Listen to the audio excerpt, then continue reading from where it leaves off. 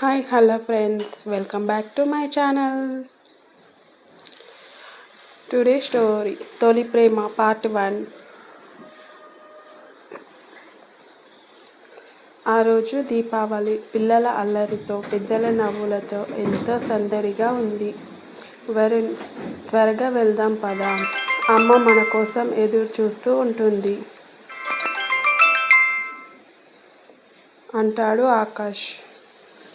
సరే అన్నయ్య, వెళ్దాం పదా అని ఇంటికి వెళ్తూ ఉంటారు. అప్పుడే వాళ్ళకి ధరణి అనే పిలుపు వినిపిస్తుంది. ఇద్దరు అటువైపు చూస్తారు. లిల్లీ, నిన్ను అక్క అని పిలవమని ఎన్నిసార్లు చెప్పాను? అంటే అది మనం ఇద్దరం కవలలం కదా. మరి నువ్వు నాకంటే పెద్ద అని ఈ మధ్యనే తెలిసింది కదా, అందుకే అలవాట్లో పొరపాటుగా పిలిచేశాను. సారీ అక్క. సరే పద, చిన్నపిల్లలతో ఆడింది చాలు గాని అని ఇద్దరు వాళ్ళ రూమ్ వైపుకి వెళ్తూ ఉంటారు.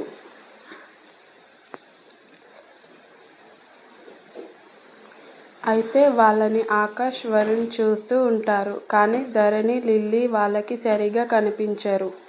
ధరణి, లిల్లీ కొంచెం ముందుకి వెళ్ళగా ఆ టపాసుల వెలుగులో కొంచెం కొంచెంగా ఆ అబ్బాయిలిద్దరికీ ఈ అమ్మాయిలిద్దరూ కనిపిస్తూ ఉంటారు.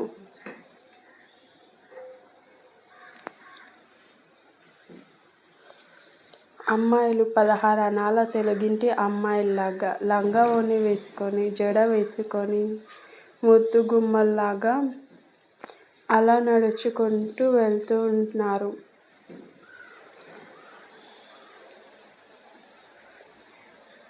ఈ అబ్బాయిలిద్దరికీ వెనుక మ్యూజిక్ వేసుకున్నారు. అమ్మాయిలు అంత అందంగా ఉన్నారు. ఆకాష్కి, వరుణ్కి ఏ అమ్మాయిలని చూసినా కలగని ఒకలాంటి ఫీలింగ్ కలిగింది. ఆ ఫీలింగ్ ఎలాంటిది అంటే, ఇంతకుముందు వాళ్ళ మధ్య ఏదో అనుబంధం ఉందేమోనన్న ఫీలింగ్ కలిగింది. అలా అనుకుంటూనే వాళ్ళ ఇళ్ళకి వెళ్ళిపోయారు.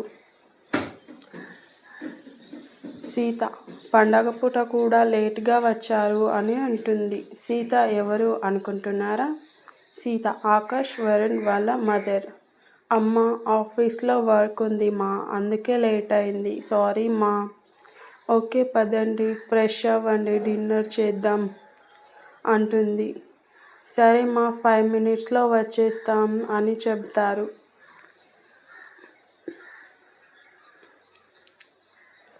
ఫ్రెష్ అవి వచ్చిన తర్వాత డిన్నర్ చేశారు. చేసిన తర్వాత అందరూ సోఫాలో కూర్చుంటారు.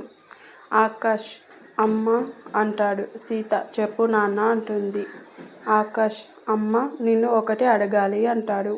సీత, అడుగు నాన్న అంటుంది. ఎప్పుడు హుషారుగా తిరిగే నువ్వు ఒక రూమ్ని చూసినప్పుడల్లా డల్గా అయిపోతావు ఎందుకు అని అడుగుతాడు ఆకాష్. సీత, చెప్తాను ఆకాష్, అది మా అన్నయ్య రూమ్. మేమందరం అంటే మా అమ్మ, నాన్న, నేను, అన్నయ్య ఇక్కడే ఇంట్లోనే ఉండేవాళ్ళం. మా నాన్న పోలీస్ కదా, ఎప్పుడంటే అప్పుడు బయటకు వెళ్ళేవాడు. అలా ఒకరోజు రాత్రి నాన్నకి ఫోన్ వచ్చింది. ఆ ఫోన్లో ఏం చెప్పారో ఏమో తెలీదు. నాన్న బయటకు వెళ్ళిపోయారు.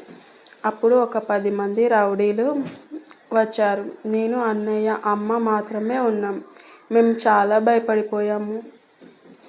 అప్పుడే ఒకడు మా అమ్మని కత్తితో పొడవబోయాడు. కానీ ఎలా వచ్చాడో నాన్న వచ్చి వాళ్ళని చితకబాదాడు. కానీ వాళ్ళలో ఒకడు నాన్నని, అమ్మని గన్తో షూట్ చేశాడు. అయితే నాన్న వాళ్ళని కొడుతున్నప్పుడే మమ్మల్ని అమ్మ వెనుక డోర్ నుంచి బయటకు పంపించేసి నాన్న దగ్గరికి వెళ్ళడంతో అమ్మని కూడా చంపేశారు. ఆ రౌడీలు మా వెనుక పడ్డారు.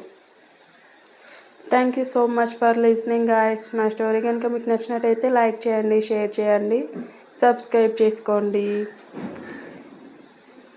Bye bye. నెక్స్ట్ పార్ట్లో మళ్ళీ కలుద్దాం.